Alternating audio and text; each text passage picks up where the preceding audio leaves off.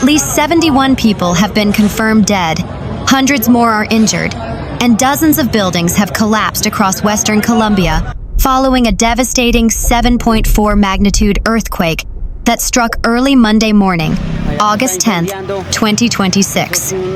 According to the U.S. Geological Survey, USGS, and the Colombian Geological Service, the powerful seismic event occurred at 7:34 a.m. local time, with its epicenter located near San José del Palmar in the Pacific department of Chocó.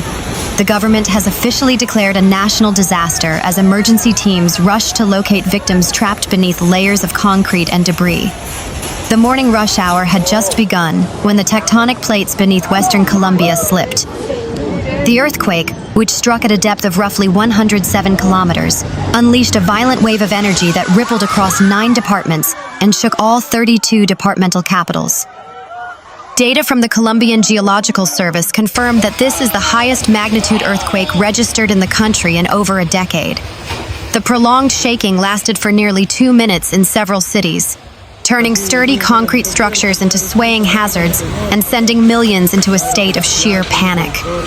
The main event sparked instant chaos, quickly followed by structural failures across major urban environments. On 7:34 a.m., the main 7.4 magnitude shock hit San José del Palmar. On 7:40 a.m., first reports of total building collapses emerged from Cali and Pereira. On 7:55 a.m., the Civil Aviation Authority orders the immediate closure of 6 regional airports. 8:15 a.m., a strong 4.8 magnitude aftershock rattles the central coffee-growing region. The human and material toll continues to climb as structural search and rescue teams drill through collapsed structures. Due to severed telecommunications lines and regional power outages in western Colombia, the National Unit for Disaster Risk Management, UNGRD, warns that these numbers are expected to change. At least 71 deaths have been officially verified by local authorities and emergency medical services. The casualties are heavily concentrated in urban centers adjacent to the Chocó epicenter. In Valle del Cauca Department, including Cali, 27 deaths confirmed. Pereira, Risaralda, 18 deaths confirmed. Manizales, Caldas, 2 deaths confirmed. Quibdó, Chocó, 1 death confirmed. Antioquia Department, including Támesis, 1 death confirmed. Among the victims in Valle del Cauca were 3 young children who died instantly when a heavy structural perimeter wall collapsed on top of them during the violent tremors. While thousands of homes suffered minor cracks and shattered facades, several cities suffered complete structural failures. In Cali, Colombia's 3rd largest city, Mayor Alejandro Eder reported that at least 25 buildings collapsed completely, trapping multiple individuals inside. Drone mapping teams were quickly deployed to locate air pockets within the ruins of a completely flattened multi-story structure in the El Lido neighborhood. In Pereira, a highly populated hub in the coffee-growing Eje Cafetero region, local radio stations broadcasted desperate pleas from rescue crews. Witnesses captured the terrifying moment a 4-story building imploded into dust, while pedestrians fled for their lives. Though the epicenter in Chocó is sparsely populated, structural degradation was severe. In Quibdó, Governor Nubia Cordoba detailed widespread damage to older brick residences and commercial zones. Moving inland to the mountain city of Manizales, the impact hit historical architecture.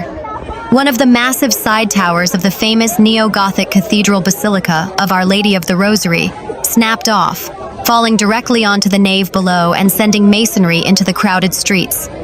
Mayor Jorge Eduardo Rojas immediately ordered all citizens to remain out in the open, citing the severe threat of vertical collapses from structural fissures during expected aftershocks.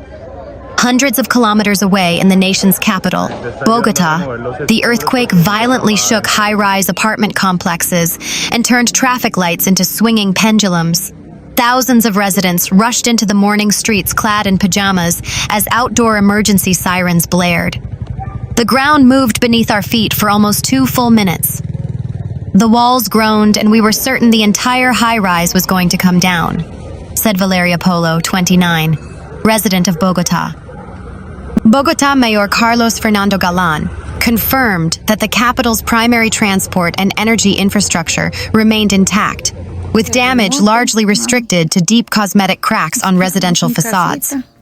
Meanwhile, in Medellín, Mayor Federico Gutiérrez ordered the temporary suspension of the city's metro network to perform strict physical inspections of structural columns and elevated rails.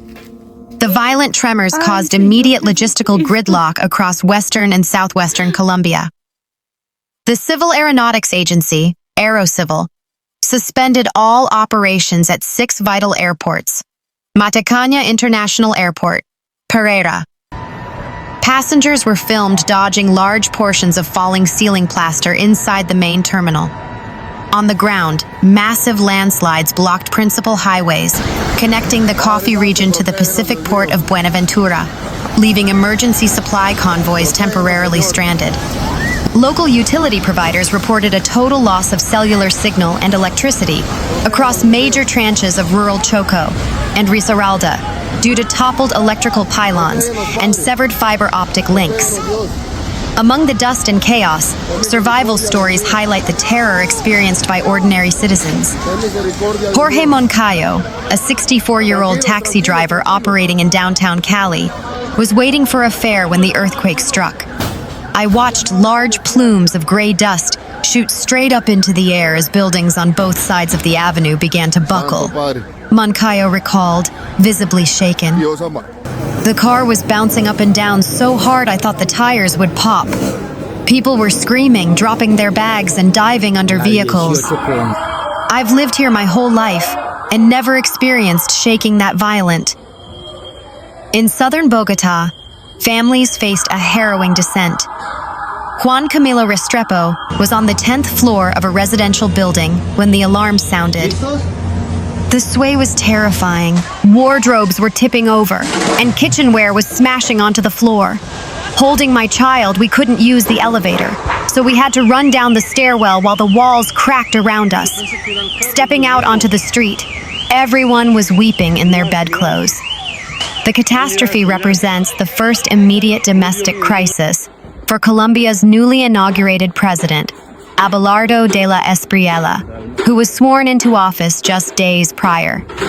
De la Espriella quickly announced that he was taking personal operational charge of the emergency relief funds from San José del Palmar. To all Colombians caught in this disaster, you are not alone. The full weight of the state is present, mobilized, and taking direct action. President Abelardo de la Espriella during a national broadcast. This disaster strikes a region already grieving from historic seismic activity. Less than 2 months ago, in late June, neighboring Venezuela was devastated by back-to-back twin earthquakes measuring 7.2 and 7.5 in magnitude. Those tremors claimed the lives of over 6,000 people and destroyed vast amounts of coastal infrastructure near Caracas. Both Colombia and Venezuela sit squarely along the volatile Pacific Ring of Fire, a massive horseshoe of intense seismic and volcanic activity generated by the subduction of tectonic plates. Experts from regional geological institutes note that while minor temblors are an everyday occurrence, earthquakes of this magnitude break faults that have stored stress for decades. As night falls over Colombia, emergency responders face a race against time. The United Nations and various regional allies have pledged immediate support. Ecuadorian President Daniel Noboa Azin announced via social media that Ecuador has placed a specialized USR urban search and rescue team at Colombia's disposal, consisting of 47 elite rescue technicians, structural radar equipment, and trained K-9 units. Support has additionally been pledged by Mexico, Brazil, El Salvador, and the United States. The long-term financial fallout for Colombia's agricultural and logistical framework will be severe. The Eje Cafetero houses critical components of the nation's coffee processing and export infrastructure. Insurance adjusters warn that parsing cosmetic architectural cracking from true structural compromises across thousands of buildings will take months, complicating efforts to safely rehouse displaced citizens. For now, The focus remains entirely on the rubble, where search teams listen through the dust for signs of life. Meanwhile, videos released by Colombian media showed partially destroyed residential buildings in Pereira, less than 100 kilometers from the epicenter, and in Manizales, as well as in Cali and other locations in the Chocó Department. The governor of Chocó, Nubia Carolina Cordoba Curi, confirmed that the department had suffered significant damage following the strong seismic shaking. We have just experienced a serious earthquake in the Chocó Department. We are worried about aftershocks. Although the epicenter was in San José del Palmar, in the capital, Quibdó, there are injuries and serious damage to buildings, Cordoba Curi wrote on her X account. Meanwhile, the mayor of Cali, Alejandro Eder, stated that more than 20 buildings had collapsed in the city, with people trapped inside. He urged the public to remain calm and stated that he had asked the mayors of Bogotá and Medellín to provide support by sending rescue workers.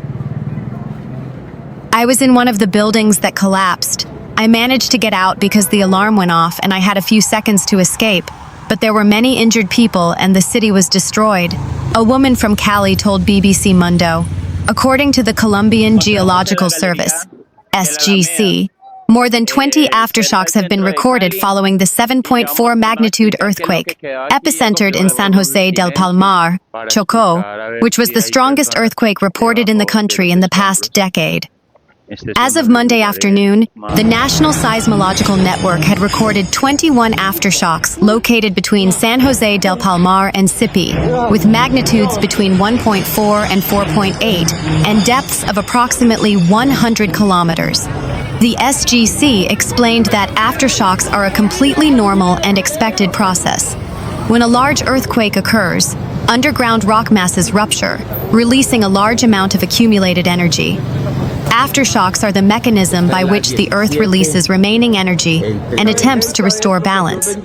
For this reason, the agency clarified that this process of adjustment of the Earth's crust will continue, and small aftershocks are common for days, weeks, or even months. The main earthquake struck at 7:34 a.m. at a depth of 103 kilometers. Although not a shallow earthquake, its high magnitude prevented the energy from dissipating before it reached the surface. So the quake was felt strongly across much of the country and in neighboring countries such as Panama and Venezuela. More than 12,000 residents reported feeling the tremor, with a maximum intensity of level 7, which was associated with severe damage near the epicenter. Julio Fierro, Director General of the SGC, urged residents to remain calm and remember that no earthquake or aftershock can be predicted with current technology. The agency conducts continuous monitoring 24 hours a day through more than 200 stations across the country. The Geological Survey of Colombia, SGC, clarified that its work is scientific in nature and involves seismic hazard assessment, damage consolidation, infrastructure impact assessment, and immediate emergency response are the responsibility of the National Unit for Disaster Risk Management, UNGRD. Power outages, mobile phone network disruptions, and internet connectivity issues were reported in several cities in the western part of the country. Communications became intermittent. Some families were unable to contact their loved ones for several minutes. Messaging apps stopped updating normally, and calls were repeatedly dropped. In addition to lives lost, roughly 87 injured, 1,577 residential buildings had been damaged, and 37 more completely destroyed. More than 60 buildings had collapsed, he said, and 18 health centers and 52 schools had been damaged. Public health officials have declared a red alert for hospitals in Cali, Colombia's third largest city, saying that 4 health facilities had to be evacuated and that 22 patients in critical condition were in need of urgent transfers to other institutions. Among the affected hospitals is the Valle University Hospital, which suffered severe damage, including the partial collapse of one of its wings, according to the local governor, Dilian Francisca Toro. The hospital put out an urgent call for blood donations, and footage shared on social media showed patients in hospital beds being cared for in the parking lot. Residents of Medellin reported intense shaking during the quake, though the city was spared the worst of the damage. Jacqueline Schumer, who lives in a 10th-floor apartment in the city's El Poblado neighborhood, said she was on her balcony cleaning her sliding glass doors when they began to shake violently. Dishes in her kitchen and picture frames rattled, and the quake left 2 cracks in her apartment walls, she said. Her daughter, Natalia Lohman, said that she normally did not feel the smaller earthquakes that frequently rattle the region, but that this time, the windows were clanking and the dogs were barking, and it was unmistakable. The United Nations said it stood ready to help Colombia, but did not yet have a clear report on the situation there. Farhan Haq, a UN spokesman, said, "Connectivity in rural areas has become limited, and we don't yet have information on casualties and impacts. But we've received reports of structural damage, including collapsed houses, across several towns." In Cali, searches at multiple collapsed buildings were punctuated by calls for silence as rescue workers and civilians strained to hear the cries of survivors buried in rubble. The 6-year-old child of a town mayor was trapped under the rubble of a collapsed home in the city of Quibdó, according to the Colombian news outlet Caracol, whose reporter was at the scene. Quibdó, the capital of the rural region of Chocó, lies around 200 miles northwest from the epicenter of Monday morning's quake. The man whose child was reportedly trapped is the mayor of the town of Bahia Solano, also in Chocó. A collapsed apartment building in the Alameda neighborhood of Cali became the scene of a desperate rescue effort on Monday morning. Civilians in t-shirts pounded jagged slabs of concrete with wooden poles and tore away bits of debris with bare hands. "We're digging what we can," said Eder Figueroa, 48, who said he lived in the building next door. The building had a pharmacy on the ground floor, he said, and residences above. "Everyone went running to help," he said. "The lady who sells ice cream, the lady who sells juices. We think there are 3 people alive inside because we can't find them, including 2 children," he added. 3 children were killed after a wall collapsed, and a 4th person was killed in a separate incident in Colombia's western Valle del Cauca region, the local governor, Dilian Francisca Toro, said on social media. A motel called the Molino Rojo crashed to the ground as the earthquake hit. Francisco Gonzalez, 34, said he was passing the motel on a motorbike, looked up, and saw the building collapse into a cloud of dust. He immediately became part of a volunteer rescue effort, with 20 to 30 people clawing at the rubble to free survivors. A young woman, she had fractures in her legs, and she was the first one we got out, he said. Her husband came out from under her. He was in worse shape. He had passed out. Emergency workers eventually arrived and pulled out 4 survivors, but others might still be buried in the collapsed building, he said. By mid-morning, workers were clambering over the rubble, calling down into holes. "Is there anyone there?" The city of Manizales has opened its sports stadium as a temporary shelter for those whose buildings might be unsafe, said the mayor, Jorge Eduardo Rojas. He urged residents to stay out of buildings because of the possibility of aftershocks, and asked them to avoid unnecessary travel and stay off the roads, to allow emergency crews to move through the city. He also urged people to avoid panic buying to prevent shortages, according to the mayor, Jorge Eduardo Rojas. In a series of posts on X, he said multiple gas and electrical leaks were being addressed. The city's cable car system was shut down after structural damage was reported at a station, and hundreds of emergency workers and engineers were assessing buildings for damage.